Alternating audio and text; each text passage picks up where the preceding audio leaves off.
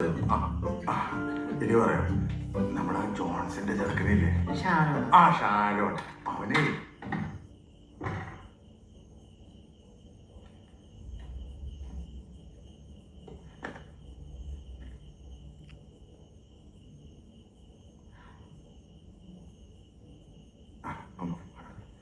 മോളെ വേറൊന്നുമല്ല, പിടിച്ചു നിൽക്കാൻ പറ്റാത്തോണ്ട്.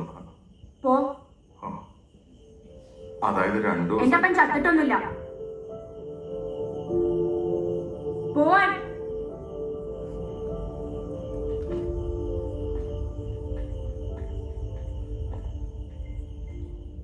നാണല്ലേ നിങ്ങക്ക്?